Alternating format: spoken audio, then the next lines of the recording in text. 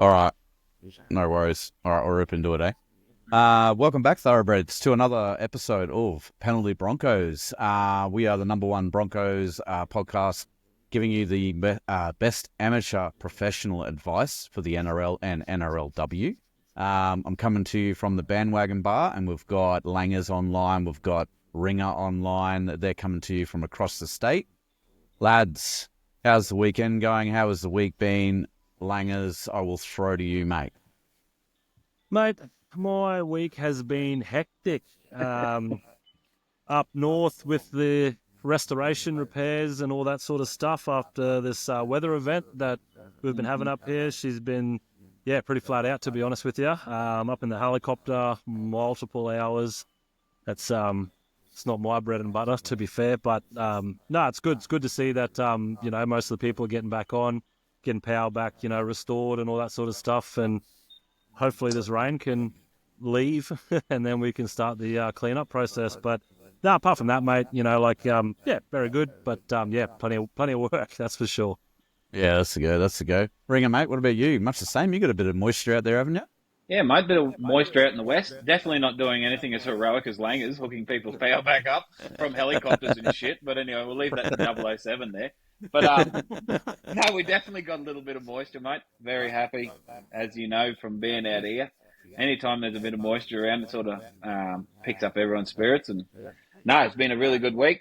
Glad to see a little bit of rugby league action coming back onto our boxes, mate. Fuck yeah. That's it. Michael Ennis, he dig deep into the line, hit the TV screens in the second game. It was absolutely great. So, mate, really happy. And how have you been, Britto, since we last had a chat, mate? Yeah, about, pretty moist as well. Haven't really had to do much in regards to fending for ourselves, though. It's been a bit lackluster. Couple of the kids had a couple of days off last week from school, so they were running amok in the house and whatnot. But other than that, just been keeping low and keeping busy. So we'll get into it. Fucking, like you said, the footy's back. Oh, How good? Back. Oh, mate, you just never you never realise you missed it until it's gone, Oh, exactly. and then you appreciate it when it comes back. Absolutely. Even though it was a knock-on-a-thon for the, it was trial footy at its absolute best there. But, you've seen some kids rip in. It really, got the blood going, didn't it? Yeah, Yeah, that's absolutely. it. You seen who had a big off season, who really wanted to have a crack at the top exactly. 17 jersey. You could sense the urgency, I guess, and we'll get to one particular lad who definitely looked like he was punching for a Broncos jersey sometime in the season. So, what are we? We got to see the Vegas teams go around on the weekend, which was good. We're 7 days. We're inside 7 days until the Broncos face on the Gold Coast Titans at Toowoomba Sports Ground there. We'll be covering that trial game next episode, Thoroughbred. So tune in for our expert, amateur, professional opinions on that one. We'll give you a little bit of a taste of what's to come when we review the Burleigh trial match real quick in a couple of minutes. But, lads, I'll just get your thoughts on the games that did occur, as in the Sharkies, Panthers, Raiders, Warriors. Ringer, what's your thoughts, mate? See anything mate. you like? Oh, the first game, not particularly. It was pretty awful. But not knock-ons, not a drop ball. But I tell you, there was, especially in the Raiders game, I really think that they've unearthed a star there in that St. Brendan's bloody factory. They knock out hookers like it's bloody for fun. Owen Paddy, mate, I really think, Rugby League Guru said ages ago that he had a bit of go about him, but he's just a bulldog, mate. Chases the ball. He, wants to be involved. Pretty, decently built for such a young fella too. I think he's ready for the top grade. So, there's going to be a name there to be watching. There's some big boys in the backs there for the Raiders that, didn't really realise they had that sort of depth in their sort of backs. I thought they were a bit light on. I couldn't pronounce his name, but Masuo or whatever his name, big boy. He's going to be battling out with Hopewadi. But yeah, Casey McLean looked really good, I thought, for the Panthers. Liam Martin's brother, Noah, is it? Yes. Yeah. Yep. What a gun. Big mullet. Gets through the line and scores a meat pie.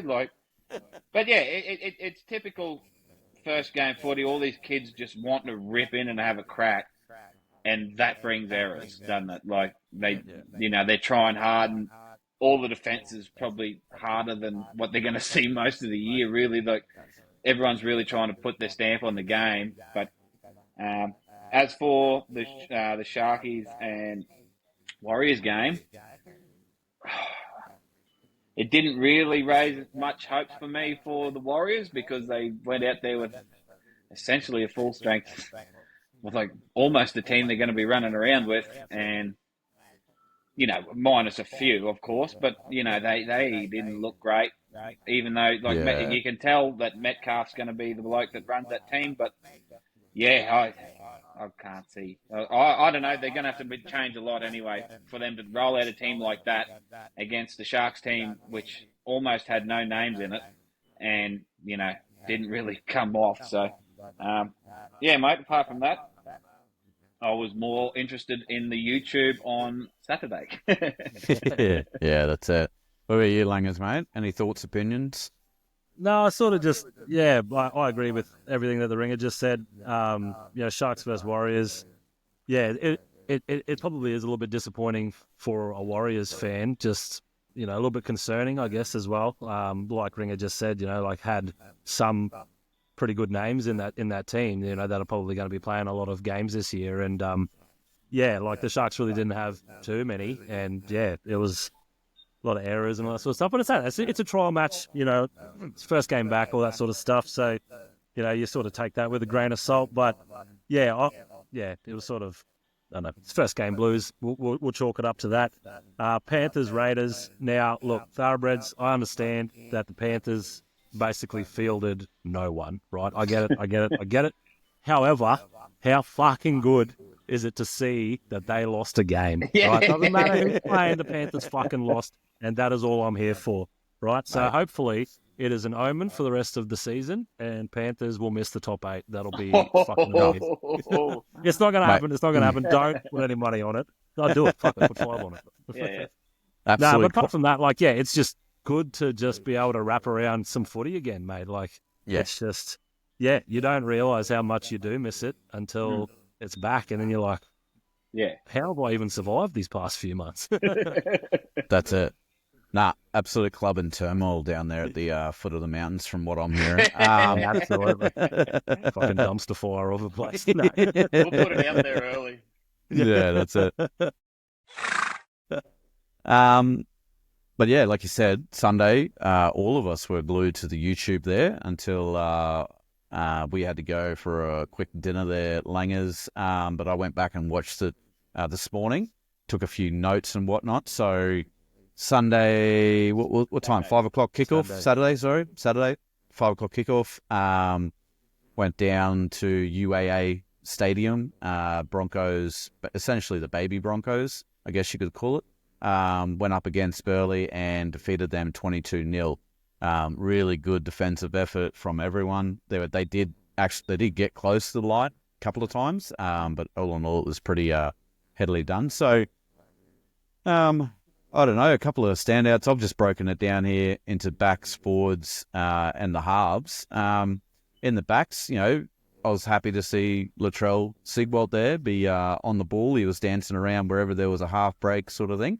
End up getting over himself for the second meat pie there with some beautiful hands. But the main one I wanted to pick up was, how fucking big is Leota? Big boy. I seen him running around last year in the Queensland side that went and took on the Blues there for the under-19s. And I was like, yep, sweet, decent size, whatnot. 190 centimeters, so 6'2", and 101 kilo, and the boy can stretch out. Holy shit! We got robbed of absolutely.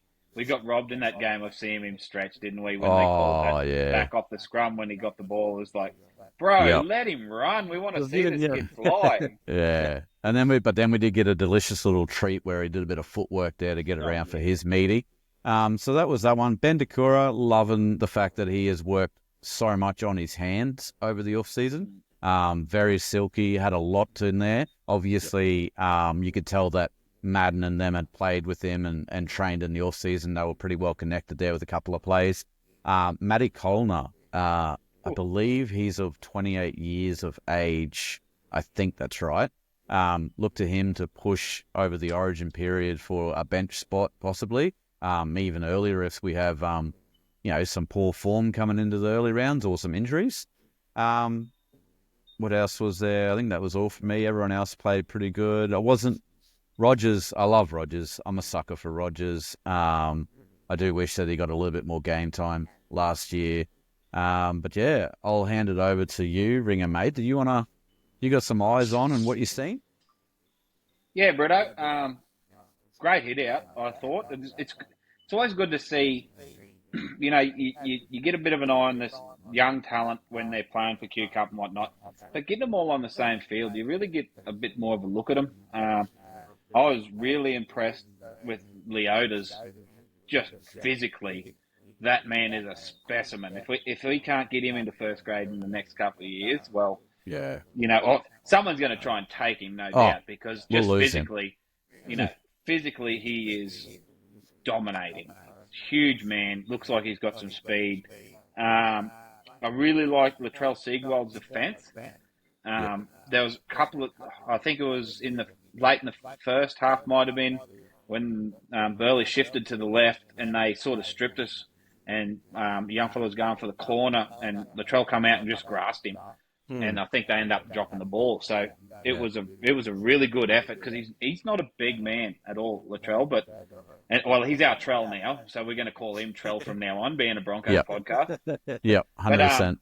I was pretty impressed with him, mate. Positioning, same. I'm a Josh Rogers bloody biggest fan, mate. Come on the potty, Josh, because mate, you're not going to find any bigger fans of yours than in this room, because mate, he's a big body, and unfortunately, it'll come up later, but I had Jaden Hunt in my 17 pushing for a spot.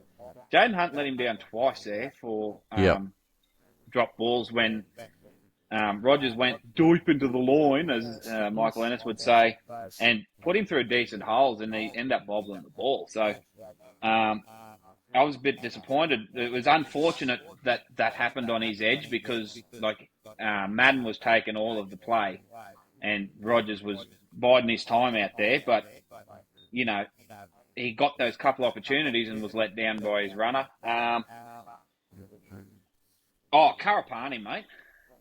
yes. Honestly, he has to be sniffing around that bloody 18 jersey every week, because that kid is a trier. He is great in defence. He makes a good read at centre. He always jams his man.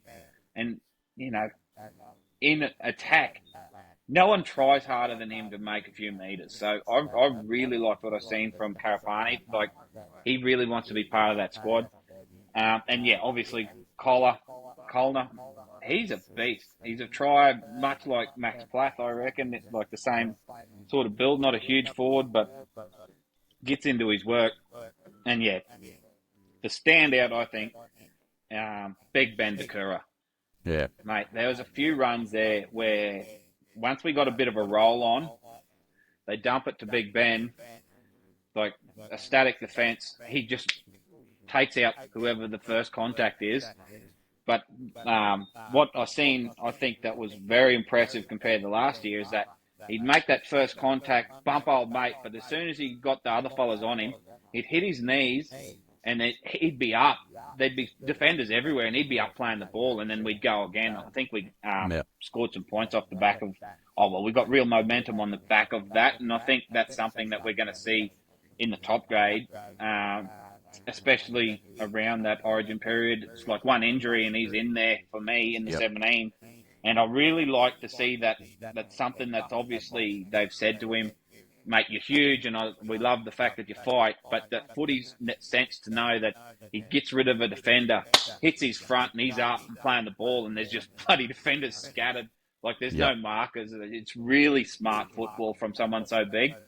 And the hands, mate, really good hands there. A couple of times where he tipped it on to Sigwald's try. So, very impressed with the big lad. But yeah, mate, it's great to watch the boys run around and really enjoyed it. Yeah, Benny, out of all the players that were out there, he looked like the first grader. Definitely. He was definitely ready. And I've got here, so Israel Leota's third try started from a 7-tackle set from a quick play of the ball to march upfield. I'm pretty sure he had one of the runs coming out from the 20 of that. Yeah. And then 3 tackles later, he's on the receiving end of a tip-on from from Madden, and he just, boom, straight on to the next person, straight on to Leota, try time. It was great to see. What about you, Langers, mate? You got a few words about the game? No, I think, Ringer just really sort of summed it up really, really well. I've got a couple of veggies here, but one of the desserts, I think, was it's just really assuring to see, like, the depth that the Broncos do have, like, if we do get some injuries throughout the year, a few lads really impressed, I think, a lot of people from that game. So, hopefully they can slot up and, it's a seamless sort of transition for them. Hopefully they get some, first grade game time and all that sort of stuff. Obviously, hopefully we don't get any injuries, but it is definitely reassuring to see that sort of depth. Look, it's a little bit of a gripe. It's not that big of a deal. I understand that it's a trial game. I understand that was at Burleigh. But the camera angle of the YouTube, it would have been a lot better if it had a bit of a higher thing. So you could just get a bit more overview of all the players and, you could sort of critique them a little bit better, I guess, if that's a word for it.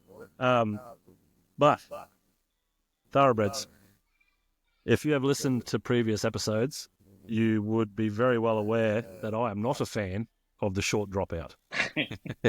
Now, I'd like to bring your attention to the 21st minute of the game. Burleigh Bears got a dropout. And what did they do? They did a short dropout, didn't they? Now, did it work? Nope. Of course it fucking didn't.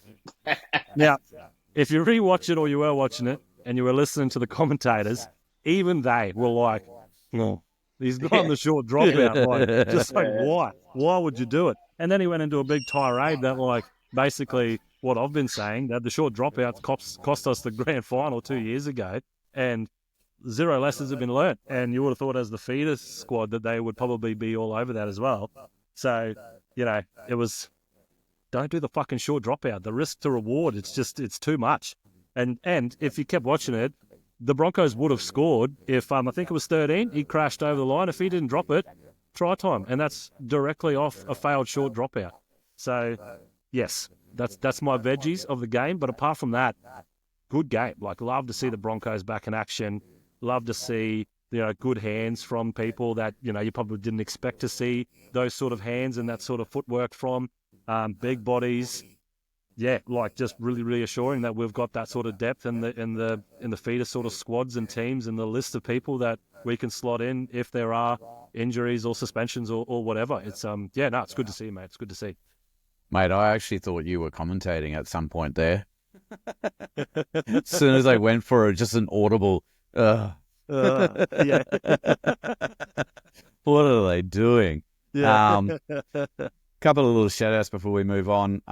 Ronnie Filatoga, big run on his first carry, caused a bit of an upset there, got an error forced on him with the ball. I think he did it twice more as well. So that was really good. Jet Bryce was what I actually thought. Nothing flash, but he just had a solid game. I believe he's out of Keebra Park. That's just another footy factory that just keeps pumping shit out.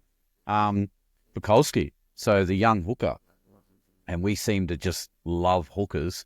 He had a really good game for the young fella. So he's the under-19 Queensland hooker as well.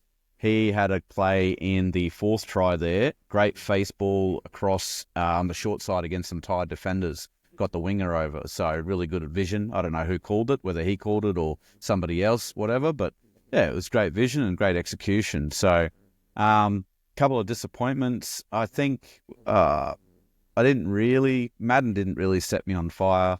Jaden Hunt as well as, yeah, there was a bit of a disappointment there that how he played. I guess he'll be probably feeling the same, that he didn't really have the best game. So, but other than that, big shout out to Matty Colner again. The fact that he didn't trade jerseys in the second half like he was predicted to, I feel like if our mail was right on that, and we got it straight from the Broncos page, so I assumed it was, the coaches like what they seen, and they were like, just stay here and keep running hard and tackling hard. So we're going to do our predicted team list, and this is what we predict as a panel will be the team list that runs out against the Roosters at Allianz Stadium Thursday night in a couple of weeks.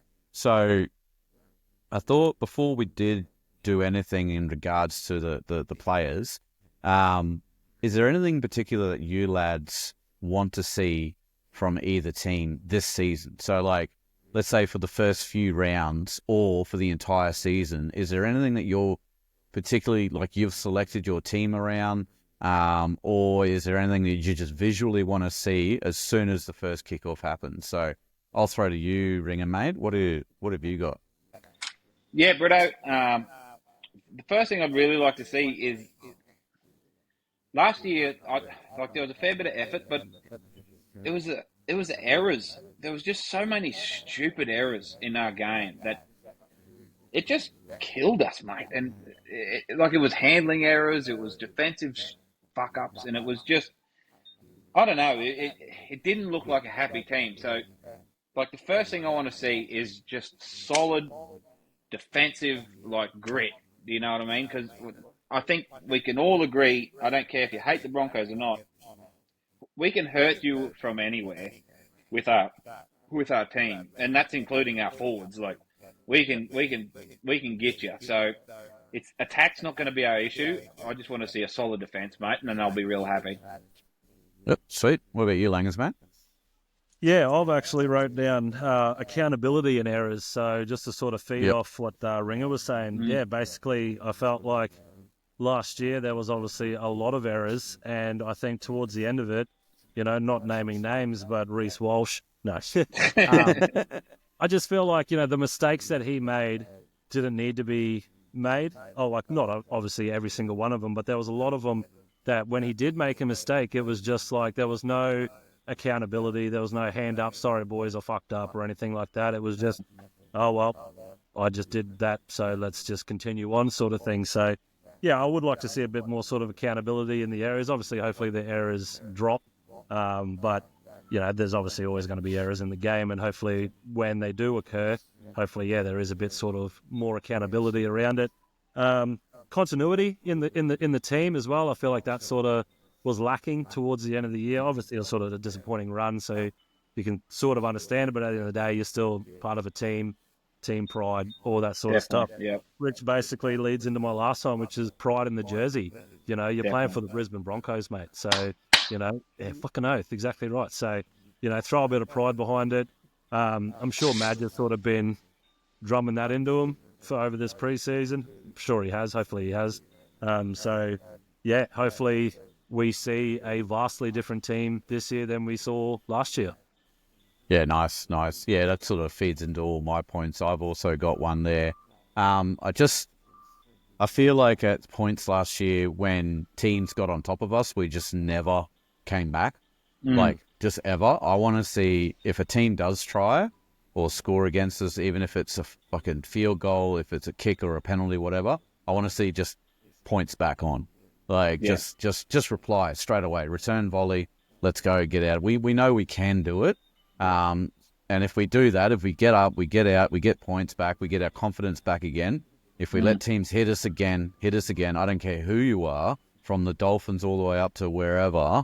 If teams start doing that, you're going to lose confidence, you're going to lose the game. So I just feel like that's one of the things. As soon as we get hit with the points, bang, we want to smack them back again. So, all right. So we'll get into this. And that plays on to, like, I'm sure we've all grown up with the Broncos of old. didn't matter how far behind you were. You were always like, oh yeah, no, we're going to come back from this. Yep. Like you always had that belief that the Bronx, you were never beaten unless you were like No. properly beaten. So Yeah. and we've lost that. I think in the last couple of years, like especially last year, if you were 8 points behind, you were fucking terrified. Like Yeah. that's where I think we need to get back to as a club is that we even if we have injuries and even if whatever happens to us during the year, we're never beaten until the bloody siren sounds because we can put shit on that you can't sort of defend. So I'd like to see that sort of mentality come back into them.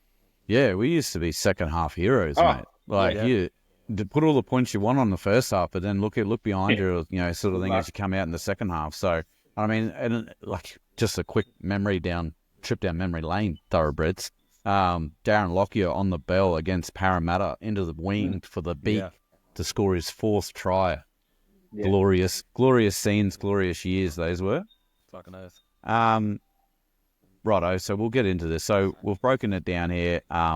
What does our backline look like? And the backline includes the fullback. I know a lot of people do the spine where they include the fullback in with their halves and whatnot, but we'll just do the backs here. So the whole panel here, we've sort of collectively agreed that it will be Reece Walsh at fullback, Jesse Arthurs on one wing, Katoni Staggs, most likely his centre, Dean Mariner, the other centre, with Selwyn Cobbo on his outside. So I guess, and like in the depth there, we've got obviously from the weekend, we've got Deloise Hoyter, who had a pretty solid game coming back from his injury.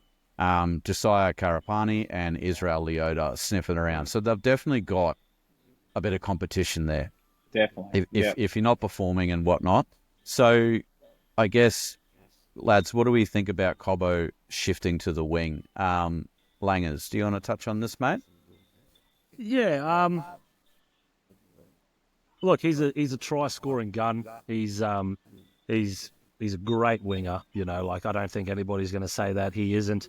He can do those big plays down the side, make those breaks, all that sort of stuff.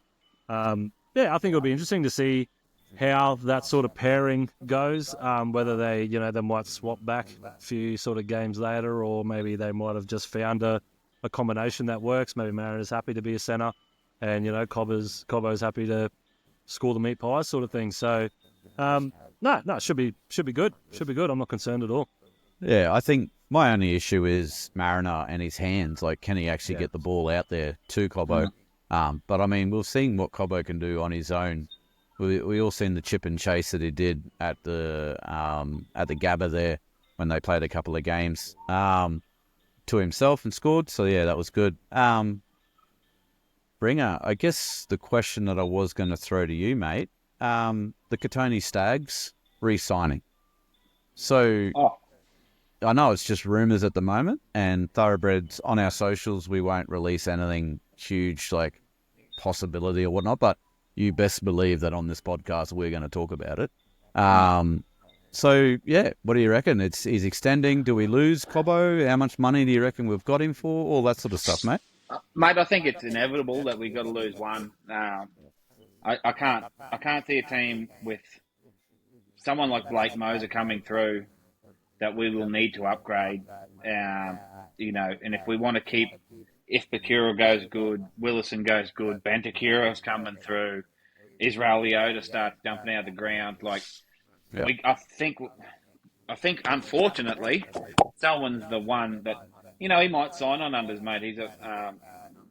He's a local boy from Cherbourg, so maybe he doesn't want to go anywhere. So, there might be that thinking. But of the two of them from last year anyway, I think it's a no-brainer to go Staggs, isn't it? Like, Katoni, I don't think Katoni he had one of his better years, I thought. He didn't get the pill very often in good positions, but he was having a crack. Captained the team a couple of times there when we had a few out. But, yeah, I think it could be a Staggs-Cobbo edge. There's a chance where Staggs and Cobbo play on the same edge and then Arthurs and Mariner on the same edge. Yep. That way,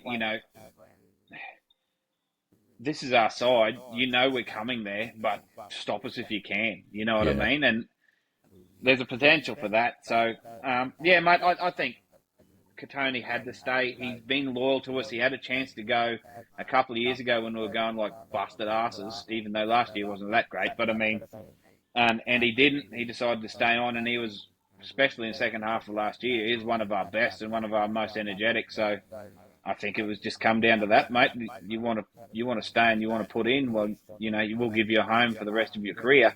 Like he's only one injury away.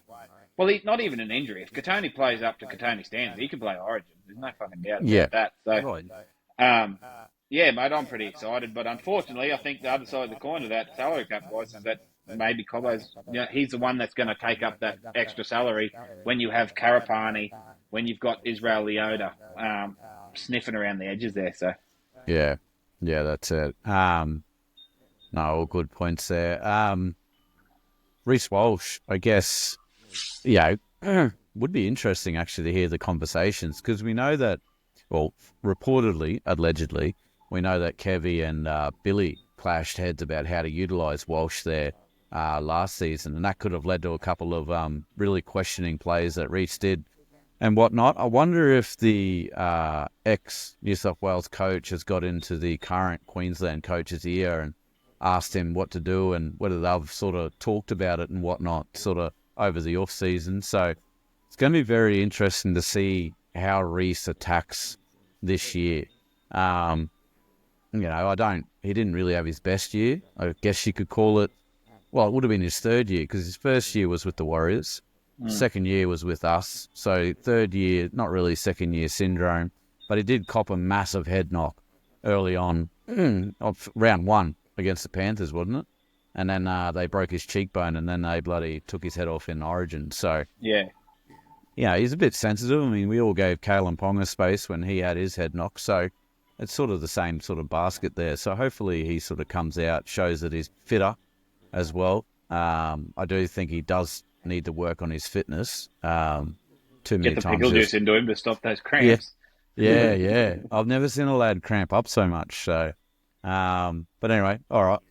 We'll move on to the halves. So we all agree here at the beginning of the year, we're going to have Ben Hunt and Adam Reynolds directing the team around. So Ben Hunt has confirmed himself that he's playing 5/8 at the start of the seasons. Dally M right there. Dally M. Got the money on it. He's in my Supercoach team, I can tell you that, and he ain't moving. Adam Reynolds has been confirmed as the captain for 2025, so that's good. Interesting enough, with his neck injury that he had to recover from lately, Madge would have got a real hot look at Kobe Black running around in the opposed sessions and whatnot. So I guess the first question, Cab, off the rank, and I'll go straight to you, Ringer. Does Kobe play this year? Do they throw him out there? Oh, there's a chance, mate, if someone gets hurt. But personally, I don't want him to. That sounds awful, but if the Broncos are going good, mate, we've got Reno and Ben Hunt and possibly Ezra sniffing around there. So, an injury to either. I think if Reynolds goes out, Hunty goes to 7, Ezra 6. If his time's up, and then you've still got Jock Madden and Josh Rogers sitting there too. So I think he's a little bit down the pecking order. He's still a baby, mate. One thing I think you can do and the Broncos have been the ones that done it. What's that young kid that went to the Titans, Ashley? I think I know. Yeah. I know who you're talking about there. 7. Yeah. Anyway, we fucked him up because we brought him in too early. Yeah. And then the Titans took him in Ashley Taylor.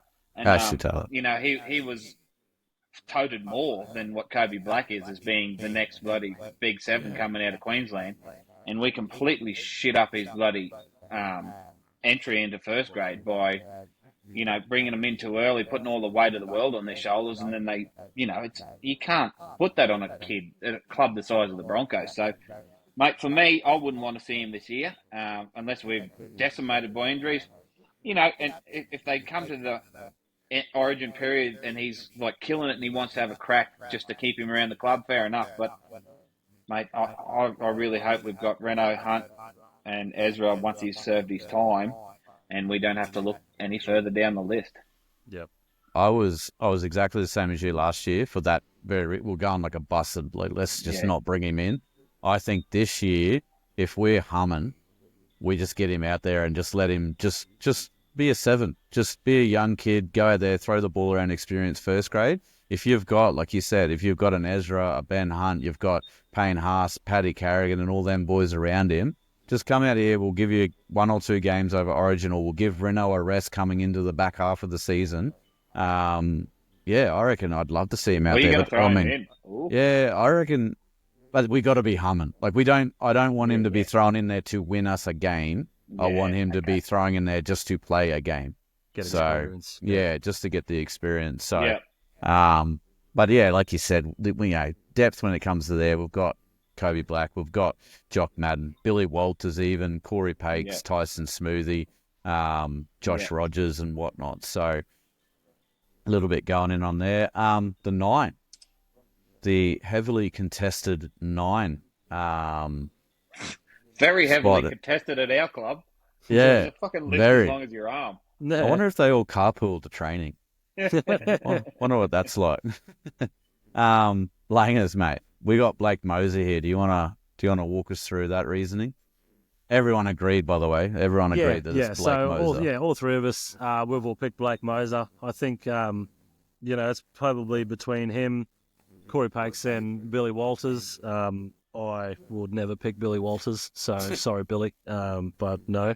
No, I just think Blake Moser's probably got a little bit more to offer than Corey, unfortunately. It's not that Corey's a bad player, I think he's just in that spot, where like he's better than most, and just there's always those couple more that are just that little bit better. And like Blake, he's a young fella. I was really impressed when he did don the jersey and jump out onto the field. I thought he was really good in sort of all aspects, and just sort of exceeded my expectations as a young fella. So my sort of mentality is, he's had a good off season under Madge, and he's only going to go from strength to strength as a young fellow with a little bit of experience in the first grade now. So that's why I've gone Blake Moser, mate. Yeah, no, it's solid. What about you, Bringer, mate? You got thoughts on the 9? Britto, much the same as Langers, mate.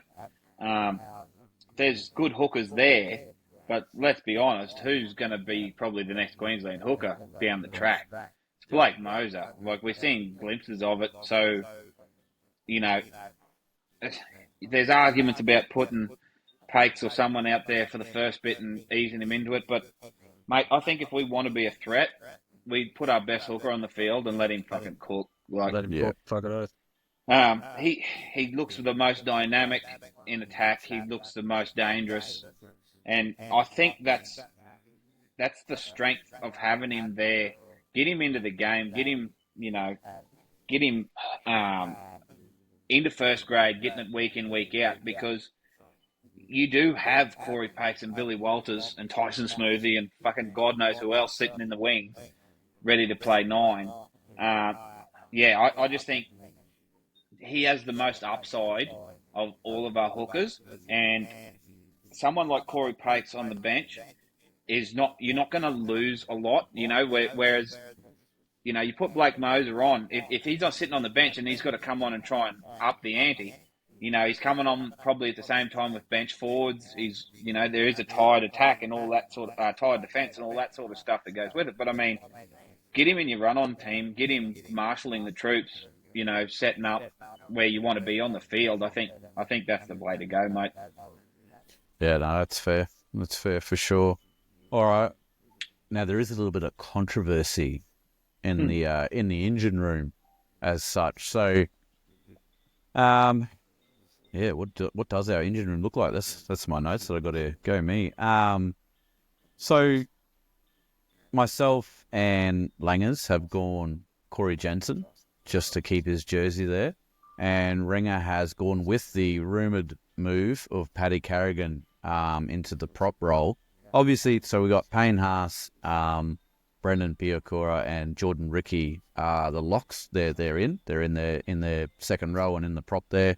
Despite rumours that Brendan's lost his spot to Jack Guselki, I think that's how you say his name. But I got to say it. I think that's just Madge playing with the media, just to get Brendan to sort of either he's not where he wants him to be or he just wants to keep him on edge, sort of thing. So I do think that. But Bringer, do you want to explain the move, mate? Yeah, well, and I know, like, my main reason is the 1-2 punch, right? Paddy plays prop. He wears 13, but he plays prop. He's not a link, man. He's just one of the best forwards in the game. You know, let's not beat around the bush. It's not as if he's going to change roles per se, I don't think. I think he's just going to play prop because I think what happens when we get into games where Paddy's playing lock and we're trying to play in big minutes and he gets gassed and looks like could be a liability in defence because he's played so many minutes, he's doing all the heavy lifting. When we don't have Haas, Paddy, and, you're bringing on 2 extra forwards, at stages last year, we didn't have Haas, Paddy, or Jensen on the field. And we looked like dog shit. So my thinking is we put Paddy in prop. If he's feeling okay and we're dominating games, well, we can shift around the lock. He can just stay on the field. We'll just put him in the middle, just play your role, Pat. But, if we're going up against defences and against teams with great forward packs, which there are plenty of, I don't think you lose as much by taking Paddy off and putting Jensen on. Yep. As opposed to the other way around. You know what I mean? So Haas can play huge minutes, right? So you could alternate. You don't have to pull them off at the same time. Whereas if Paddy plays at lock and he's having a big game, there's periods when they can both be off. Whereas, you pick one of them, you pull, you think you're rolling over a team and you take Haas off, you bring Blake Willison on, one of the best young props in the comp. And then you can swap that out if we start getting ascendancy again, bring Payne back on, take Paddy off, put Corey Jensen on, who was our best prop last year by a long way.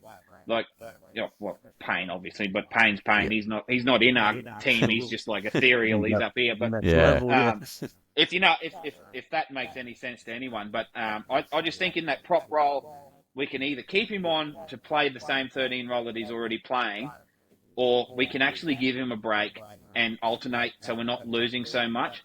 And the other reason for putting him up there is that I think we need an 80-minute 13. And I think Kobe's body shape is a bit more... He's not a huge body. I think he might be a bit more of an 80-minute stalwart for us. And that way we don't have to keep rotating so many forwards. We just got our 2 props on and off. And then if he gets really gassed, what's the worst that can happen? You put Paddy at lock, God forbid, probably the second best lock in the comp. So that's my reasoning for putting him up front, mate. I think it just gives you a bit more versatility, especially with the grade. We were just talking about Colner and Bentakura, 2 that aren't even in my 17. That are gonna they could be first grade props probably most places. So I just think you got a little bit more leverage there. Keep putting him up front. Yeah, fair enough. Langers, do you wanna have a chat, mate, about why you've kept it the same as last year with Jensen on that role there? Yeah, I think I really don't want to disagree with what Jack said because he just spitting facts. To be fair. There was no sort of rhyme or reason. I thought I think Corey did a really good job in the number 8 role last year. Paddy's fucking Paddy. He's just a fucking awesome player. There's I'm not going to be upset if the team list comes out and Paddy's in the 8. But no, there was no real rhyme or reason for it. I just thought, he had a really good season last year. As well as it could have gone. He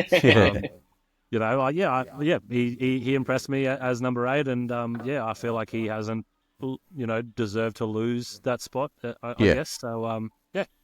I think that's the biggest thing for me is that he didn't do anything to deserve to be sitting on the bench. Yeah. But I mean, Madge is Madge. He's the head coach. We're here, talking about it.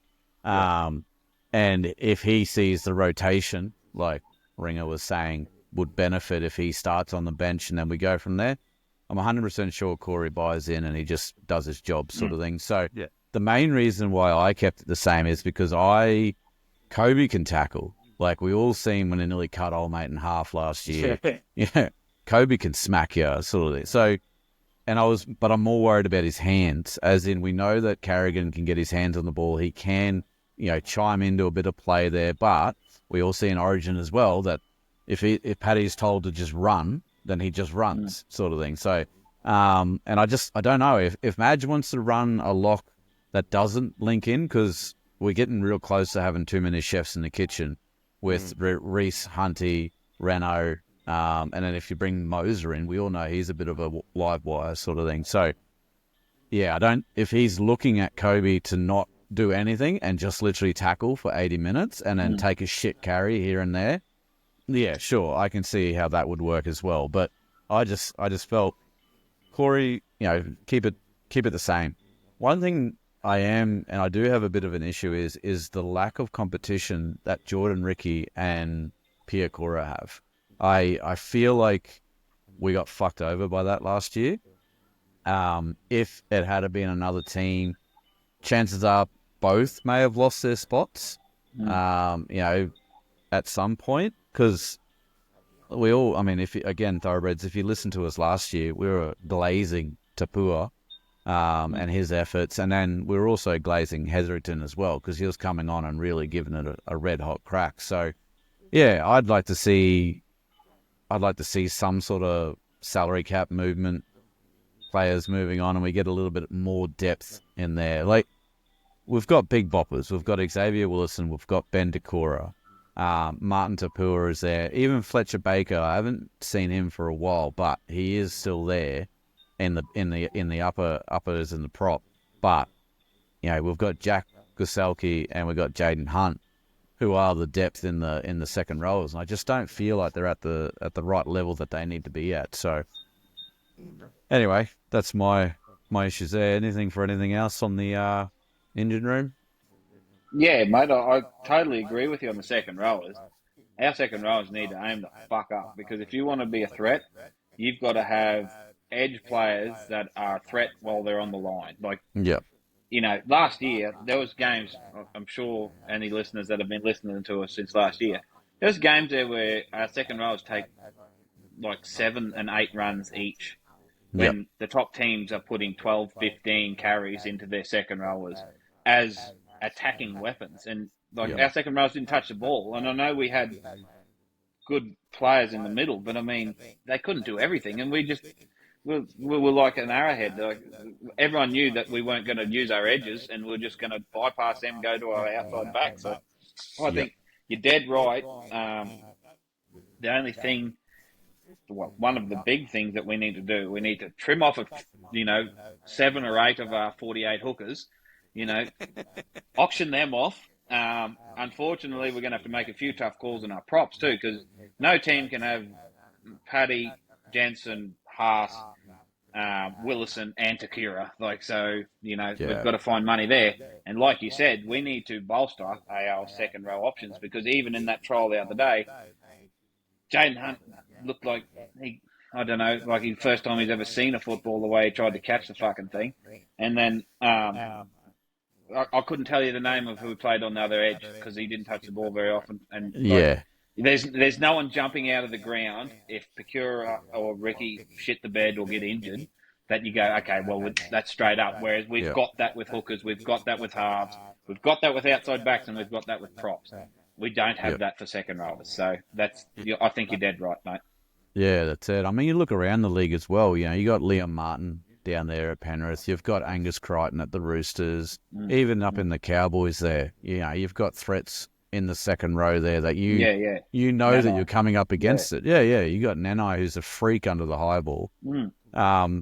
Shoot down the Melbourne. They had Blore there. Now they've got Stefano coming on. Isaiah Katoa. Yeah, that's it. There's second rows all over the league that people are afraid of, and I just don't feel like. I mean, Jordan Ricky is a good-looking man, but fuck, I'd hate him to be running at me, sort of thing. So, And that's the thing. In 2023, he was one of the best second rows in the comp. So, we know that it's in him, and we know there is a way to utilise him. It's just getting the best out of him. And I'll never forget a podcast, I think, on the country tour when there was like Guru and Bloke and Dannon and all that, Timmy, whatever, they were travelling around and they asked Israel, Isaiah, what's his name? Gerald Yao-Yi. And they said, who's the best Bronco coming through? And they were like, is it Moser? Is it bloody Kobe Black? Is it all these other like young, hot talents? And he's like, no, it's Brendan Fakira by far. Like, he's the best player coming through. So, obviously, he's got it in him. It just might have been we were going so shit that we couldn't bring it out in him. So, hopefully, mate, we see it this year. Yeah. Nah, I'm all for it. So, let's go. All right. We'll move on to the bench now. So, what does our bench rotation look like? Are we a forward bench, or are we a utility with 3 forwards on that kind of rotation? And I did a little bit of a nerd out when it came to Madge and what he liked to do. I was like, that should hopefully tell us in his history. And I can tell you right now, it tells us diddly fucking squat. Because that man... There's 0 patents to that man. There is... That guy is Rain Man when it comes to his bench. So I went back as far as his St. Helens Super League victory there. He ran a utility and 3 forwards. And then he came straight over, and what do you know? He went straight into the Rabbitohs there and just punched out a forward bench, and just kept running that for the majority. I think they had 4 forwards in the grand final, which included Burgess. Obviously, Teo was run on then, and whatnot. And then I was like, right, what did he do for the Kiwis when he ambushed us? Well, he had a utility and he had 3 forwards. Then when I looked at the New South Wales first game, 4 forwards. Second and third game, he brought in Connor Watson and ran a utility with 3 forwards. So Madge obviously runs his game plans with the talent that he has. And I think our talent, this is why I've got, my the bench the way that I've got it. I think that our talent is attack. And for that, we need a utility to run around it. So I've gone Corey Pakes, Kobe Hetherington, because he obviously didn't take my lock. Xavier Willison, which we all agree has a spot on the bench. We're all solid there. And then I've gone Martin Tapua and Ben Takura. So Ben is in my 18th spot there to come in. So that's my reasoning behind it. Ringer, I'll read yours out. So you've got Corey as well. You've gone Corey Pakes, at 14, Corey Jensen at 15, Xavier Willison, Jack Wasalki, and Tyson Smoothie. So do you want to run us through what you got there, mate? Yeah, I think, for me anyway, I'm the same as you. It's either going to be Kobe or Jensen on the bench. Like, I think Jensen's definitely locked in. Willison's locked in. And in my team, anyway, I've got Corey Pakes at 14. Solid hooker. I always liked him when he was playing. Now, for the 17 role, I've literally got, there's 6 names here, right? And I've put Jack Gajewski, whatever his name is, right? We'll get to that. Jack, can you fucking reach out and tell us what your name is? Spell it for us. Just because, like, a smaller body forward that could probably plug a hole in the edges. And then I've thought about different scenarios where Tyson Smoothie played pretty good in the middle for us last year. And in certain games, I think he could play there. Marty Tapoa, like you said, if we wanted to go 3 big boys on the bench against a smaller team that we want to run over, we could go Marty Tapoa. Billy Walters, another one if you want to carry someone on the bench there that is a bit more in the halves if someone's carrying an injury. Mate, I think, there's plenty of options there. And like you said, there doesn't seem to be a pattern with what Madge does. Like, he doesn't have a set, like, this is what I fucking do with my bench. So, like you said, it'll be the talent and maybe be pretty opposition centric what he does. So like his 17 and 18 might be interchangeable, but yeah. So I've gone Jack Gajowski on there for my 17 for round one. But yeah, mate, there's all those names there that I think could pull it out because we have got the big options of Haas and Paddy playing huge minutes. So two forwards on the bench can sort of fill those holes. So if you wanted to run a utility back or someone like a Smoothie or someone on there, there's the options to do that. But yeah, that's the one thing I think's pretty handy is that we have a good headache there with who. There's a lot of options. Like, if any of them got picked, I wouldn't be like blowing up. I'd be like, oh, I can see where he's coming from. And then, of course, there's Ezra Mam. Yeah. Halfway through the season that you got to fit in there somewhere. But anyway, we'll get to that. But yeah, so that's who I've gone with, mate. All right. Yeah, no worries. Langers, you want to talk us through yours, mate?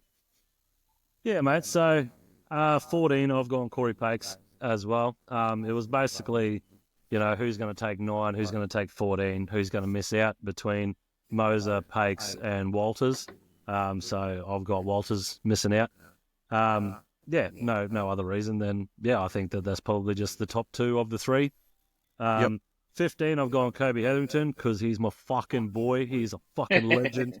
And I think he's just going to fucking kill it again. 16, we've all gone Xavier Willison. I think that's, pretty well self-explanatory. 7, I've gone Big Marty because I just fucking love that man. Like, he's just a journeyman, like he's, even when we were down and out, he was still grabbing the young fellas. Nah, Bruss, we're going into the huddle here, like, come on, mate, keep digging deep, so just love that attitude. He's a big boy, he's getting on in age and still, like, let's face it, if he called you a cunt, you'd believe him.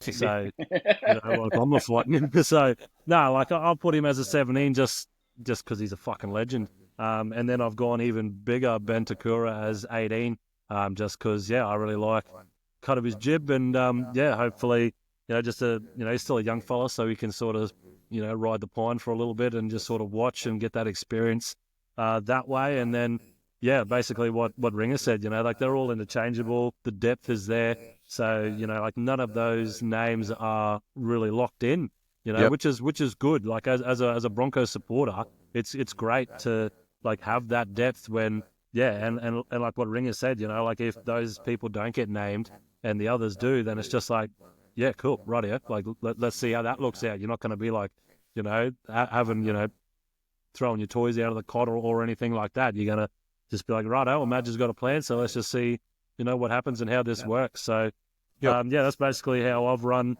my bench. And then like what Ringer said, you've got Mam thrown in halfway through, and then you got to restructure everything. And like I said on the last episode, if everybody's going great guns and no one's injured and we're all firing and we're pumping teams, why would you put Mam at 6? You keep, everybody where they're at doing what they're doing, and then maybe he slots into the 14 role, and then he's the utility off the bench, which it's a pretty exciting sort of prospect as well. You throw Mam on with fresh legs against some tired defense, fuck yeah, that could really sort of turn the game around, sort of thing. So no, it's exciting that we've got that sort of depth.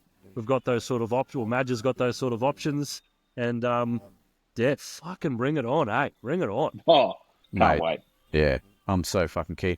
I think, I think whoever's in the 14 when Ezra comes back essentially loses his spot. And then, however we know that Hunt's going to go to 9. You're going to have Hunt and Renault on the field. Yeah. So it's just how they deal with that shuffle. This is why you should never really listen to what I say, thoroughbreds. I had down here on notes that I wanted Ben Takura to show more cunt, right? He's that big that he can't. I'm not used to the size of the human. If he wanted to act like somebody like I don't know, what's a good example? Let's say I wanted him to, let's say I wanted him to be like Victor Radley. Like, Ben, why aren't you being like Victor? Mate, he'd kill people. You kill people. Even He- or Do not pass go, motherfucker. You're gone. yeah. Or he'd injure himself or some shit. Yeah. But yeah, you broke it down perfectly when we were talking about Burleigh. Like, he doesn't have to be a mongrel. He just has to bop people with this huge frame and then get up and play the ball. It must be like playing 10-pin bowling every run that he plays. So, Thoroughbreds, if you're following us on the socials, you see we do a fair bit of content via TikTok there. We're getting a pretty good interactions with you, mob, out there, asking some good questions and whatnot. We've started responding to them, giving us our opinions. And I just want to bring to light, so I like the conversation that I had with this lad. So he's on TikTok, his username is Sping, S-P-I-N-G. So if you're listening, brother, love the chat. He started out with saying, I honestly don't see how we do any better than last year. It could be a very long season. I was a bit taken aback by that because obviously I'm one-eyed as shit. So I was like, I just said to him, I think you'll be pleasantly surprised. Hopefully not going to eat my words here. And then he just thinks that he responded with, he thinks that our squad is the weakest that it's been in the past 4 seasons. So keep in mind, that goes back to our Spoon Bowl days. And it's virtually the same squad that made the grand final, 2 years ago now. So I asked him what he came to that conclusion and how. And he said, we still haven't replaced Herbie, Palacia, Capewell, Flegler. Mam is more dynamic than Hunt. Reynolds and Hunt are old. Our 2-2RFs are woeful, which we kind of agree with you on that one. And we don't have a versatile utility type player. So, great points for one. Herbie, yeah. If we lose Cobbo, I will be probably a little bit more disappointed in the fact that we lost Herbie. Purely because I think we could have kept Herbie and Katoni in that matter if that's the case. But and Herbie, I'll give him a massive tick. You're right, we haven't replaced him. Mm-hmm. We'll chalk that up as a loss. Palacia, hard to replace that bloke too, though. To be fair, I was going to say he's the best centre in the game. Pretty hard to replace fucking that. knows. Yeah. I mean, set the bar high. I'm glad for it, mate. Shoot for the But stars, I mean, hit the moon. He is right. Like, you can't say he's not wrong. Exactly right. Yeah, He exactly. is right. He is right. Palacia, I'm going to disagree with him there. I feel like other than depth, yes, but I feel like Palacia, the Broncos made Palacia who he was at the time, and then he obviously took the deal at the Titans, and now he's over in the Super League. I'm pretty sure. So we've got Corey Jensen, Xavier Wilson, and Ben DeCura. I'm pretty sure we won that battle. Yeah. Capewell, 100%. I'm going to go. The timing was wrong for Capewell. So we shouldn't have lost Capewell last year. We should have maybe done that deal this year or something. Yeah. I don't know. But I mean, we've seen Capewell play on the weekend. He's still got it. Yeah. Well, I'll be one-eyed as hell there, cousin Kurt. But I think too, the one reason he's right in that is that we did lose a fair bit of leadership, which was obvious. There was a vacuum of. Even though we've got our leaders by example, like our Paddies and our Paynes, when Renault's gone, it must be just that mental leader to say, "Oi, pull your fucking heads in. This is what we're going to do." I think that's what we lost with Kurt. Yeah, and that's like Kurt would have been run on. You got Marty to power. Yeah. He's obviously a spiritual leader as well, but he's coming off the bench, so there's only so much that he can do. And the Flegler thing, look, that's a tough one. I feel like, Flegler is Flegler. Again, he's his own individual. I feel like Corey did a great job, Corey Jensen, in replacing that. So when it comes to Mam is more dynamic than Hunt, definitely, 100%. He's younger. He's fitter. Yeah, like a decade. Yeah. Literally. Yeah. So, I get that 100%, but then we've got experience out there. We've got, what are we, punching 500, nearly 600 games when they run on for round one. And that's where I get the contention with that, is that, okay, so we had the dynamic player. Yeah. I don't think that's what we needed at the time. Maybe a settled head is what we need to feed the pill to the players that are dynamic. So, I understand what he's saying. That, if you take it back to 23, Ezra Mam was a bee's dick away from winning Clive Churchill. Yeah. So, we know the kid's got it, but obviously there are some issues there. So, Yeah. And you got Ben Hunt. I don't care who you are. If you turn down Ben Hunt coming back to the Broncos as a Queenslander, get the fuck out and go to Victoria. Yeah, fucking A. Go follow yes. AFL. Yeah, no. So anyway, it was a great chat. I loved it. Lad had some great points. Thank you very much, bro. Yeah, fucking love that absolutely. shit. And it's better than the guys that come out and say, "No, it's shit." Why? I don't know. Because I said So so. Exactly. yeah, because I said so. So really good. Keep it up. We love the content. Keep that going. And when it comes to versatile utility player, hopefully we unearth one of our hookers this year to be that role. Latrell Sigwell. Nah, that's probably a bit early to bring him on, but he does play 6 as well. He is a little person, I know, but Another option. We used to run Cody Nikarima. He was a great little But in saying utility. that, I thought Tyson Smoothie was one of our best at the end of last year too. I think he played played really really good. well when him and Moser were sort of tag teaming there at 9, and then Smoothie would play a little bit in the lock role. Like I liked how much effort he put in. So I think there's a chance there for him to really push into that role. Did you pay attention on the Burleigh game? Because he played pretty solid as well. Yeah, he did his job exactly, and I think that game tells you where you are in the standing. But I mean, same thing. It's like exactly what we were saying before about our bench. If Tyson Smoothie gets named and Corey Pakes isn't, I wouldn't be throwing the toys out like Langer said. Like I wouldn't care because I don't mind Tyson Smoothie either. So I just want to get Chair Corey a game, get him off that chair in the corner and let him fucking hook. Yeah, no, that's it. That's it. All right, that brings us to probably the shittest part of the show.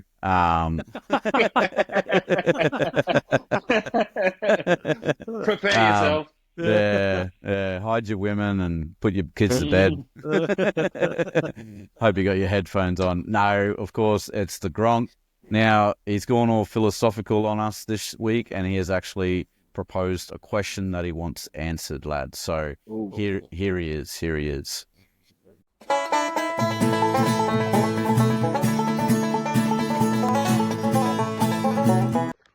Look, boys, I'm going to be nice this week, all right? I think the Mayo man, Buzzy Rothfield, has sunken the boot in enough for all of us haters.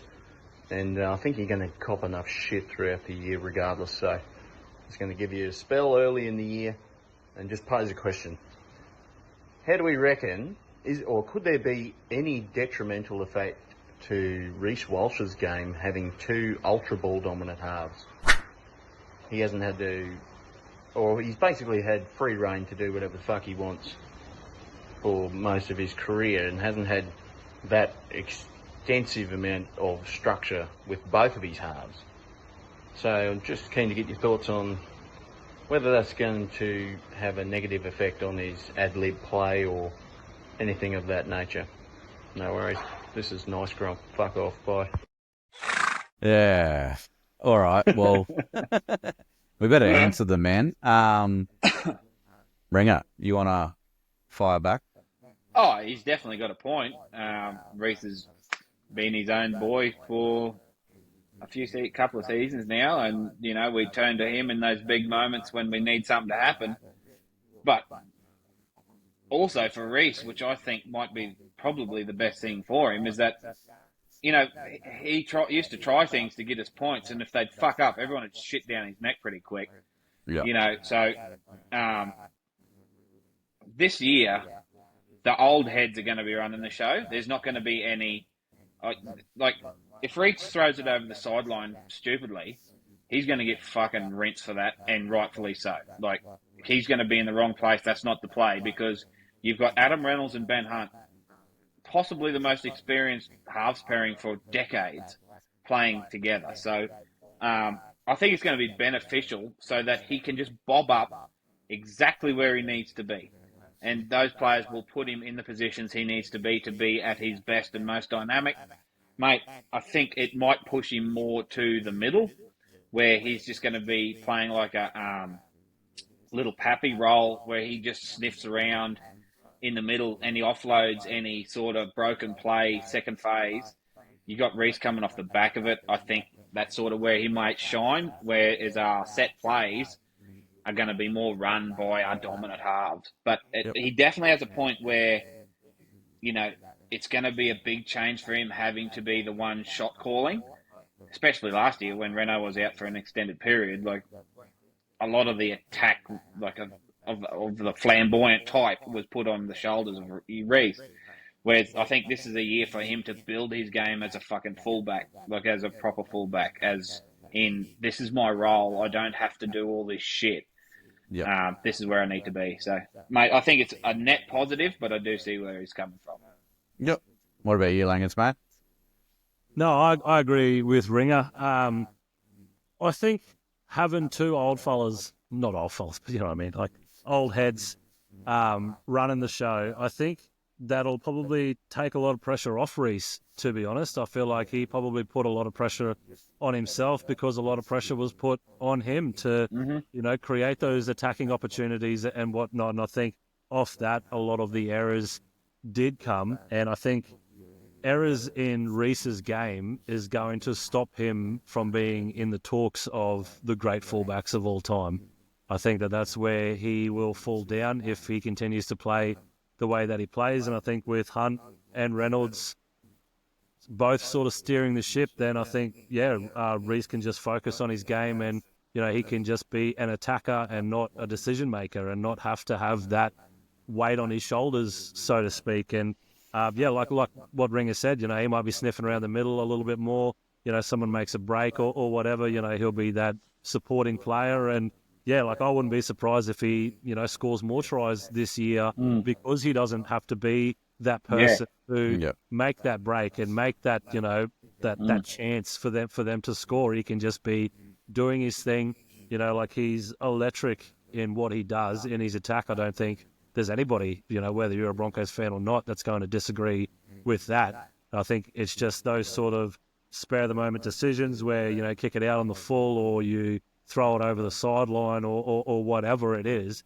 I think if you take that pressure off you, that you don't need to be doing that, mate. And if he does do it, then you are going to have those old fellas coming over and grabbing you by the ear and being like, what the fuck are you doing, bud? I don't be doing that. So, I think it's a good thing, to be honest. I would like to see him really improve. And from that, you've got Reynolds and you've got Hunt. You don't have just two old blokes down from the pub that have just donned the jersey and run out. They have experience. They are very smart ball players, and they are probably up there with the ones that you want to be learning off and guiding through. And, as a young fella like Reece, that they're not going to be around forever, whereas he will be, if he keeps doing his shit and, the fans still love him and all that sort of stuff, and he likes being at the Broncos, he's going to be here for fucking a long time. So having that opportunity just to sort of take a step back without really having to take a step back. You don't even need to be taking a step back if you're Reece. You can just sort of just see how they want to play, and if it works, it works. And then, if you're looking halfway through the season and, you're not in the 8, then maybe you can, have that sort of conversation and be like, well, maybe we should let Reece just throw a few balls around and just see what happens because something needs to change. But no, I think it's going to be good to have the old fellas in there, to be honest with you. What about you, Britto? What are your thoughts? Yeah, at the risk of repeating exactly what you guys have said, I'm actually excited to see it because, they had Ezra there before and Reece very young, very ad-lib, very off-the-cuff sort of stuff. And I think they did clash slightly a little bit. So now you're going to have, you got Reynolds obviously structuring, the go forward and whatnot. And you'll have Hunt scheming out the back, righto, where are we going to attack from here? And I think he's just going to put Reece into that pocket. Now do your ad-lib thing. When I give you the ball, that's your opportunity to do what you think you need to do. And we'll go, but I'm going to give it to you in a very certain location. And I think that's going to be, hopefully, poisonous for the other teams. Because, and like you said as well, if there's a bit of second phase play in the middle and Ben Hunt ends up with it and he can see Reece screaming either inside, outside, and he puts a little chip through, he's got the kicking game that Reece has got the speed. There's a link up. There's some points straight away. But I'm not that one-eyed that it is a very big recipe. It's a recipe for disaster if handled wrong. You've got Reece who's just wants to run the ball. He's got the speed and all that, and then you've got little old Benny. He might be able to run 80 meters and score a try in Queensland, but he hasn't got Reece Ross firing down his inside sort of thing, wanting the ball sort of stuff. So, if they get in each other's way, but I'm sure the experience will just settle that out. So, you're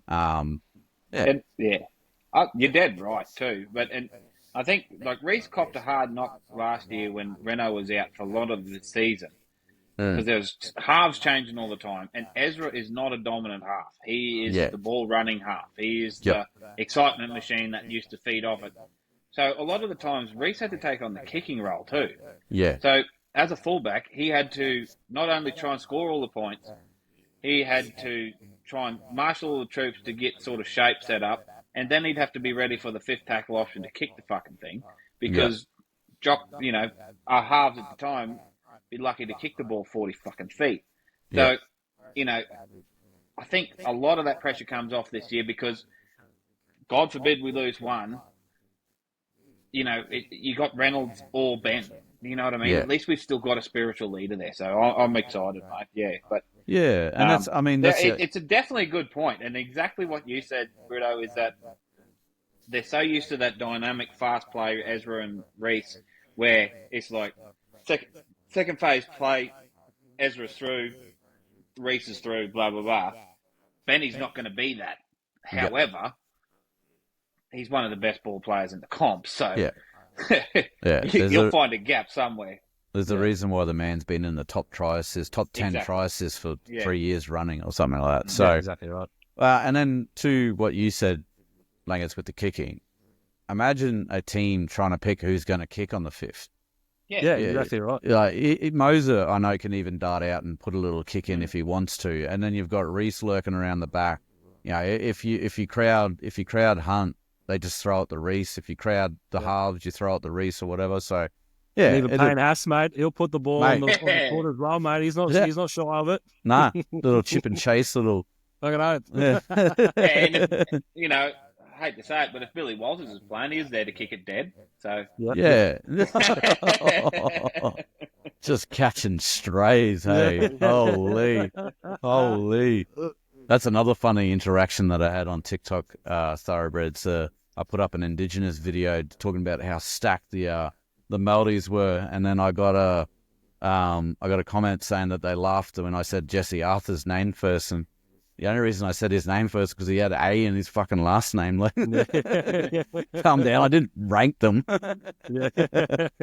Fucking Jesse Arthur might score 4 tries and you'll be vindicated, bro. Don't worry. Mate, I've got him down for top try scorer for the season. So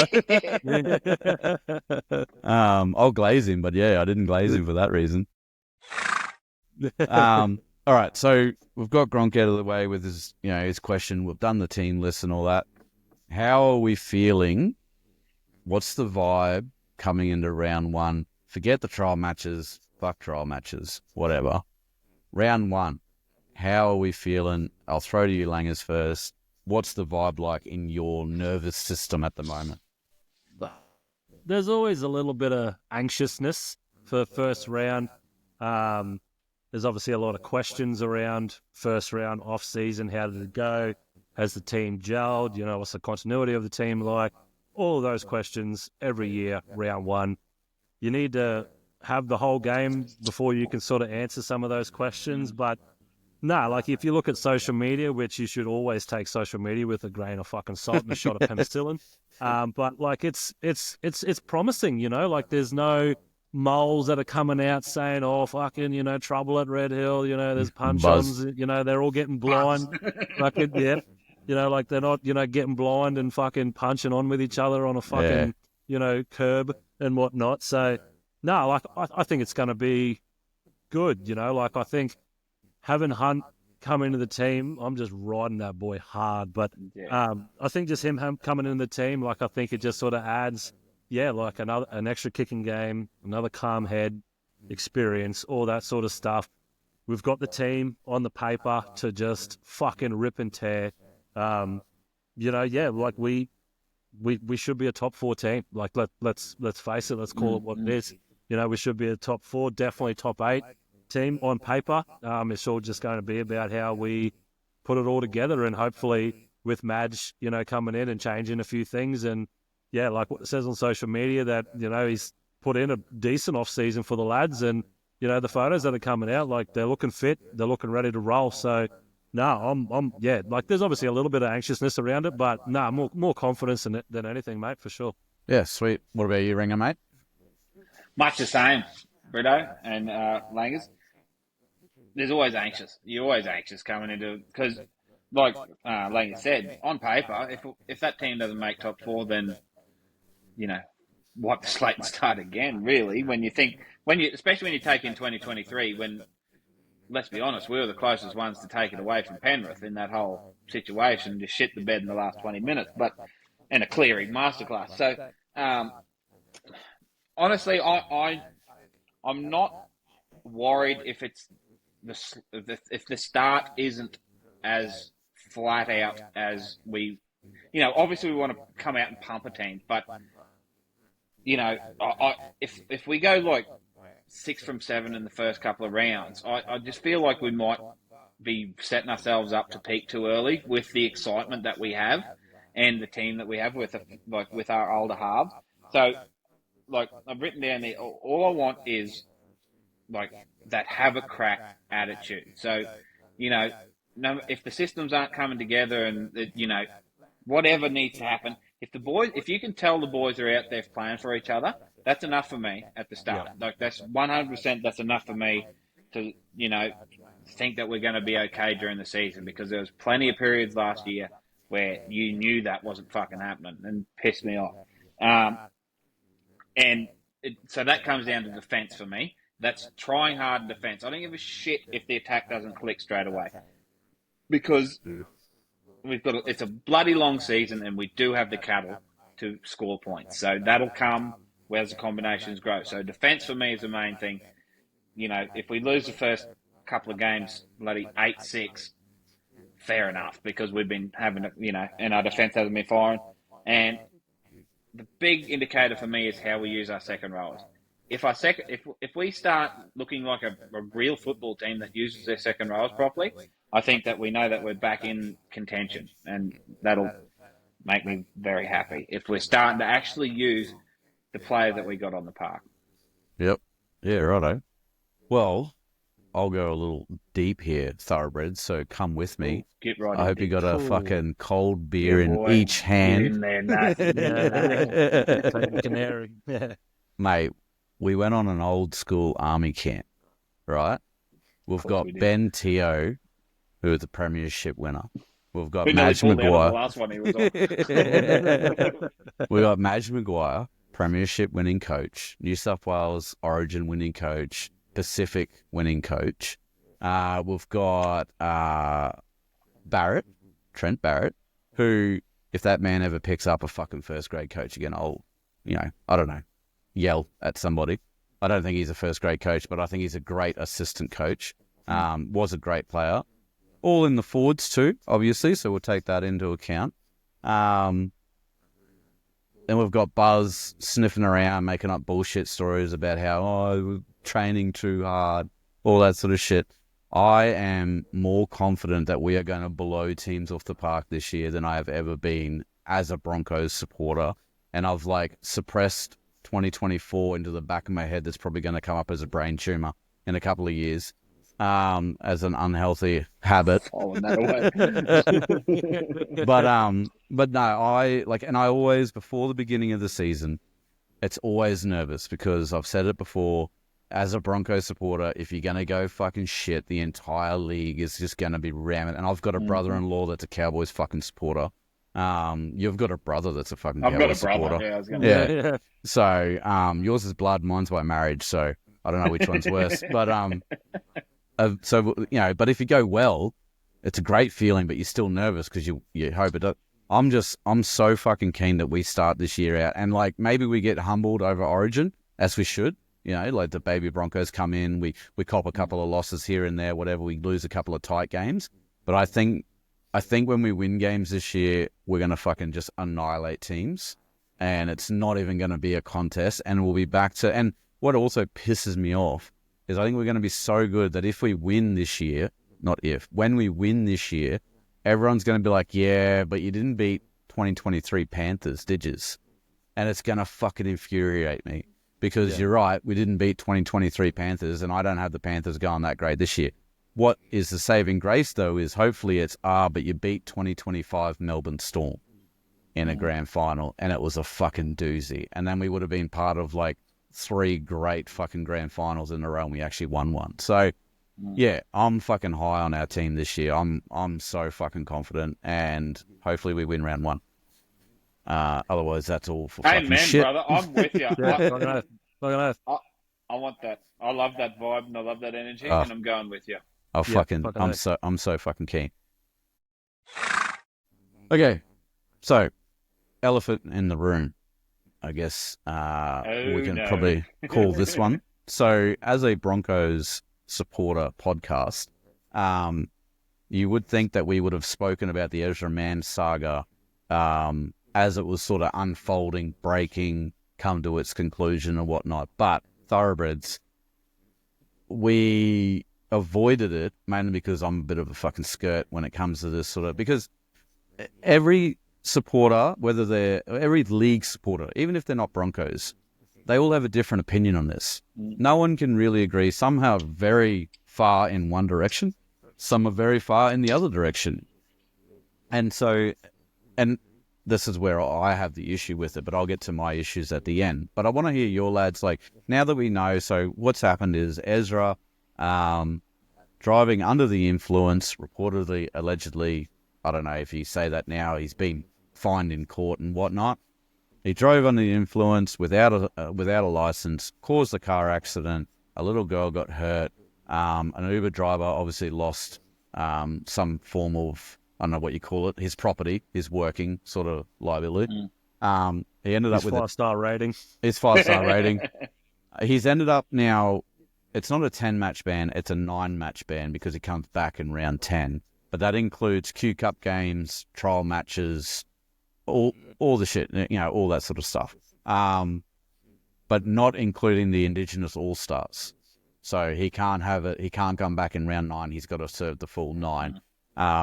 And I don't know, when you look at the Indigenous All-Stars, it's not like they actually throw out their best players. Same as with the Kiwi lads. Like, there are some people that are playing that I think really should be for the betterment of the game. Anyway, different story. $850 in court and $120,000 fine from the NRL. That's combined with the Broncos. I think the Broncos hit him with like an 80 or something $1,000. So that's the punishment. That's what happened. Langers, do you want to give your opinion on the... Now, safe space. We listen and we don't judge. Thoroughbreds, you all have your own opinion on this. This is our opinion, and I'm actually pretty sure that we're going to be a little bit, not the same as it comes through it. So, Langers, take it away. Yeah, I think it was the Uber driver's fault, to be honest. Yes. Nah, come on. Clip that up. Out of context. Yeah. Nah, look, it's disappointing, like when you first heard about it, and then just as the details rolled in, it just got worse and worse, didn't it? Like, oh, yep, he failed a roadside drug test.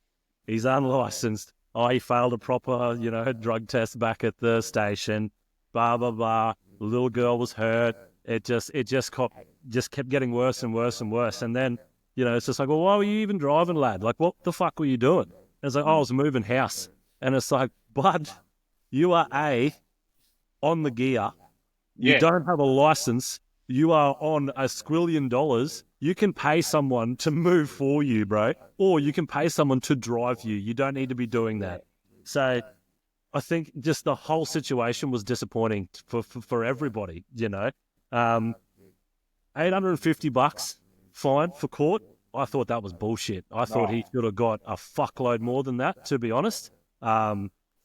yeah, it's just 850. Like that's basically a slap on the wrist for someone that's on the money that he's on. That's nothing. That's a night out for him. Like that's nothing.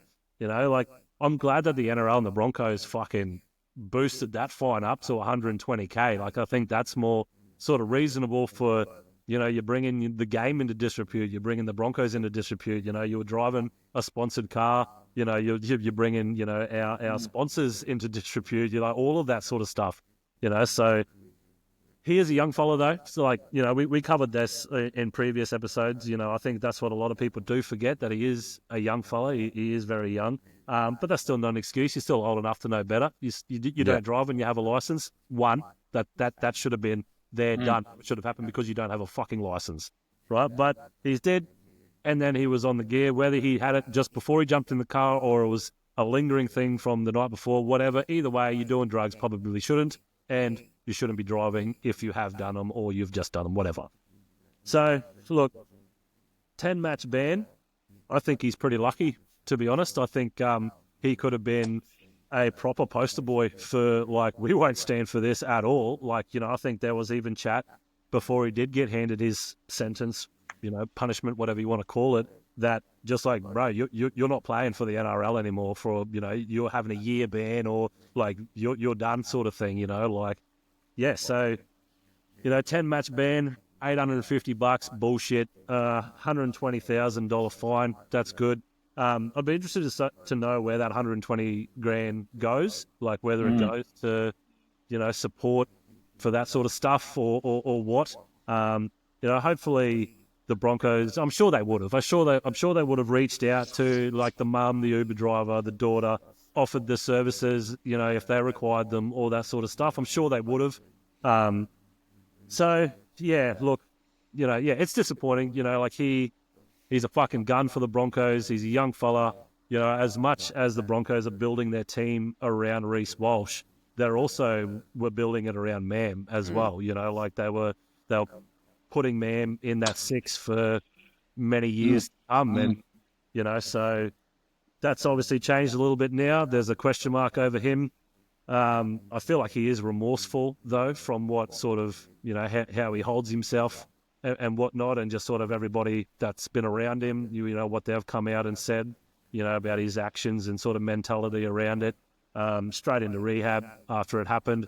That was more sort of probably Broncos ordered, but obviously he still went. He didn't go kicking and screaming or anything like that. So, no, look, mistakes were made. I don't think anybody's going to disagree with that. Hopefully lessons were learnt and it doesn't happen again.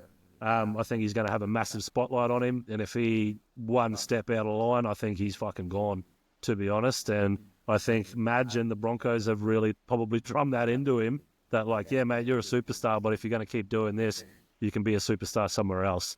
So, yeah, it's it's disappointing, but I think, hopefully he comes back, better than ever when he does serve his time.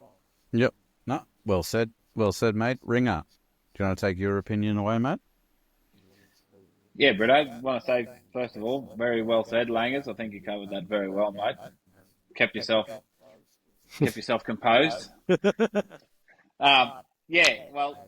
coming off the back of that, Langers covered a hell of a lot, what I was going to say. But, he should have got 24 months for fucking stupidity.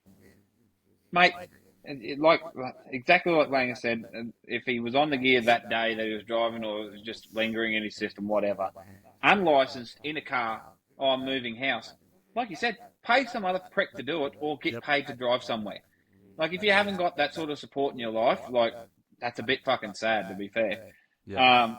Mate, I think he got off far too leniently, to be fair. If you're a young P-player, punter, going and sweeping fucking floors in your apprenticeship and you do exactly the same thing, you're fucked. Yeah. Let's be honest. You're gone. So I honestly think the courts should hit him with more for a start. $850 fine is ridiculous. $850 these days, cost of living wise, you're lucky to go to fucking Coles and come out with a bloody couple of shopping bags with $850. So I think they should have slapped him more for a start.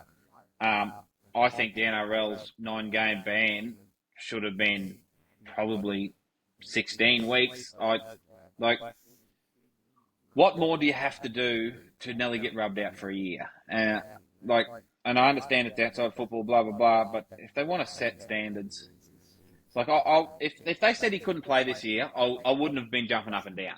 Put it this way, I would have been like, well, that's fucking fair enough. You fucked up terribly. Yep. All from stupidity. And we understand that he's young and whatnot, but there's a lot of young people in Australia that don't get a second chance. They don't get, I see Madge just, oh yeah, we're sending him to a building site at 5 o'clock every morning, so he's got to work to see how lucky he is. Yeah, great. Some kids, if that happens to them, they don't get the opportunity to go and, we're going to test ourselves on a building site to make sure we don't see that again. Hopefully he comes out of it all right. And, remorse is one thing I really want to see from him too. You want to be, I fucked up. And if I was the Broncos, I would be testing him for fucking party drugs every fucking weekend.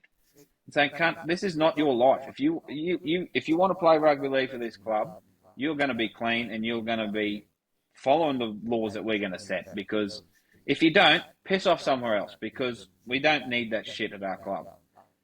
As much as I love him to death. One of the best young talents we've ever seen come out of Red Hill. So talented, so smart, so tough for his size, so fast, just brilliant. It's bigger than football. All I think about in that whole situation is that if that was a young fella the same age that didn't have the name Ezra Mam, would he have that same sort of opportunity? You know what I mean? 9 weeks not playing football's bugger all, an $850 fine. So glad NRL and the Broncos hit him with a bit harsher sort of penalty. But, yeah, and, I just don't think it's right. And, even though I'm one-eyed as what, if they tore up his contract, mate, I honestly wouldn't be able to argue against it. So, yeah, that's for me. Yeah, no, that's all fair. For me, I sit on the fence a lot with this kind of shit because I don't know what's going on in Ezra Mam's life. Like you said, if he's moving house on that sort of stuff and he has to drive because he's got no other option, you need to check your friends for one. And that's surely your family. I don't know. I don't know the situation, so I can't judge on that sort of thing. So, but what gets me in, so there's this thing, and you probably have heard of it, the Swiss cheese. I guess the theory behind that is all these things that you put in place to be safe. If something doesn't go, if you don't do the 100% the job in one Swiss cheese, in the other, all the holes line up and you get an accident, right? So theoretically, Ezra is one of those cheeses. He had a suspended license. Bang, that's one area. You shouldn't be fucking driving. 2, you've got the drugs. Yep, cool. Now, how did he get the sponsored car from the Broncos? Now, I know when you suspend your license, because I've had a suspended license, they don't take the physical one off you. So it's only when you're disqualified that they physically take your license off you. So someone hasn't been honest there about taking a sponsored car, blah, blah, blah, whatever. There's another error. And there's even the element of error in the passengers on the Uber. So this is all congregating into the moment that the crash happened. Was the kid unrestrained? Because I know in Ubers they don't supply chairs. You have to. The taxi is the only one where you're allowed to actually take kids at a certain size outside of a thing. So in an Uber, quick duck, bang, accident, and it's all just turned into this massive shit fight. Now, what pisses me off, and you touched it a bit, Jack, is that we all sat around and went and had various opinions of what should have happened to Ezra. But then you have a look at the history in the NRL, and you have no fucking idea what's going to what's going to happen. And that's what pisses me off. A young fella coming through like Ezra, who's on $1 million and what he's on, but you know what I mean, near close to $1 million. There should be, if I go out and do a dumb fucking thing like this, I'm getting rubbed out of the game. I'm not going to another club. I'm not going to just sit on the sideline for a bit. I am getting rubbed out, and I just go back, and the hours that my family put in to me getting to this point, wasted. And I was worried for Ezra that he was going to be that poster boy. I feel like and this is going to be the very controversial. The courts definitely light on. I feel like there should have been more from the court end. But when it comes to the NRL, I feel like 120 was their attempt to be that poster child for it. Because if we did the sums, let's say that the average wage in Queensland at the moment is $62,970. So if we do the percentage on that, that's near on a $10,000 fine for the average Australian. I feel like that's excessive as shit, right? And again, how is that? How does he pay that? Is it paid over his contract? When you're on 850, which is on 120, if you live at home with mum and dad, cool. Like, sort of thing, you can just, like, whatever. But the poor bastard that's, on the street gets hit with a 10 grand fine, sort of thing. Props to the Broncos for sending him to rehab, even if it was a fucking media show. He still had to go and do it. Props for him going to the work. Again, you've got the likes of Bellamy that send these kids out to the construction sites. They have to have a job and all that. They don't even get in trouble. They have to do it. So, little bit, you could see, you're like, But what grinds me is just this year, or not this year, just last year, we had Josh Adokar sacked for a failed roadside. He didn't even get into a fucking accident, and he was sacked.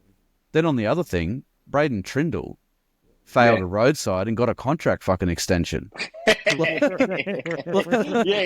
Like, seriously, Todd Carney pretends to root a dog and gets fucking near on, what did he get? 8 games. So Ezra crashes a car under the influence and gets another game. But, you go and pretend to shag a dog and you get 9. And Todd Carney got sacked. I know that his was fucking levels of shit, but he pissed in his own mouth. Like, that's your own punishment. The fact that video's out and people can see that. Like, that's it. Yeah, like that's the thing. So I just stop kicking him. He's already dead. that sort of shit. So I feel like I need the NRL to come up with a very clear rule set of what to expect. Now, the Broncos, can you imagine what they would have been like? Fuck, if we sack this guy, he's going to get a contract in a heartbeat. Tomorrow for the Dolphins, who's screaming for a 6. Yeah. He doesn't even need to move house again. He's done the house moving. He just drives fucking half an hour to go to training, sort of thing. So, we don't want him to do that. But then at the same time, Bronson Cherry did drugs to performance enhance, didn't hurt anybody else but himself, and got wiped from the game for 4 years. He couldn't even leave the country because if he left the country, then they were going to restart the 4 years when he got back. Like, he couldn't even play park footy. So that's my gripe for it. Like, the punishments happened, the accident happened, everybody lost as far as I'm concerned. Every NRL fan, every Broncos fan, the Broncos from CEO down to fucking Waterboy, lost at the club. Ezra lost, his family lost, like, everyone sort of lost something. And what I just, to make it not happen again, there just needs to be a fucking something in place that Latrell Stigwell, if you come through the grades and you're a fucking gun, we don't care. If you do dumb shit, you're gone. Like, it's as simple as that. You're so right, Britto, especially when you bring up the Trindle and Adokar thing. Yeah. It's like, it's a lottery. It's a bingo ball, whether what happens to you. Just depends on what day you do it. Really depends on what punishment exactly. you get. What's the news cycle like? Like, how can we spin this? Yeah. So you're right. Like, it needs to be, if you fail a test, like, especially roadside in a car, drugs or alcohol, 8-game ban. That's the first thing that happens. It's not even negotiable. That's what happens straight away. And then the club can fine you and the NRL can fine you depending on the severity of what happened. Like, where you high range, where you blah, blah, blah. If you fail a test, this is what you get. And then that way, players know that, that there's steep consequences. Because, honestly, you're not going to rub fucking the bloody Colombian marching powder out of the game. But if you're dumb enough to get caught driving with it, that you should have consequences. Like, you don't, you miss whatever say you miss 7 or 8 weeks, that's just mandatory, plus the pay from that period. That's it. You're gone. Like, something to just send a message to say, it sends a message to the public that we're trying to, get on top of this, and sends a message to players to say, listen, don't be so fucking stupid to get in a car when you're under the influence. Yeah. Like, and then, yeah. So you're so right with everything you said, mate. Yeah, I don't want to get into like what's happened. Like, hopefully, I'm worried for Ezra and there's people out there probably screaming at me as I say this that he gives a shit. He was dumb. You're right. He was dumb. It was silly. I'm worried because it's going to go one of two ways. He's going to come back. He's going to play his dick off for his fucking team, prove to the fans that he is sorry, remorseful, please Langers on that sort of section, or he's just going to fall and he won't be able to pick it back up again. You know, he might have a couple of Q Cup games here and there. He'll come in, the crowd will treat him like shit. He'll have a hard time or something like that. And it'll just confidence just will be beating the shit out of him. And some people will say, well, that's what he fucking deserves. And you're right, 100%. Like, he could be used as a story. Lads, if you go and do dumb shit like that, look what happened to Ezra. That's what's going to happen. That sort of shit. You know, like, which, you know, but then the mentality of, it won't happen to me creeps in. You know, that sort of shit. So, that's why I just feel like there needs to be a very clear set of rules. And in saying all that, and as much as I wanted a much more fine, and I'm sure a lot of us, we've all pretty much said we want a lot steeper punishment for that sort of dumb shit. That doesn't mean we don't want the best for the kid. Like, he's only a young fella. But consequences aren't a bad thing. Yeah. Like, you know, people are successful in life not because they're bloody cuddled all the way to the end of it. There's consequences for shit actions. So we hope mentally he's fine. We hope, you know, he's getting on top of whatever led him to the situation he got himself in to end up in the situation he got himself in. Like Tom said, if you've got no friends or family to help you in that situation, you've got to drive your fucking self. Well, maybe we look there first before we start, you know. But, I mean, hopefully mentally he's fine. Hopefully he pulls through it. We only want the best for him. However, consequences need to happen for stupid actions like that. That's it.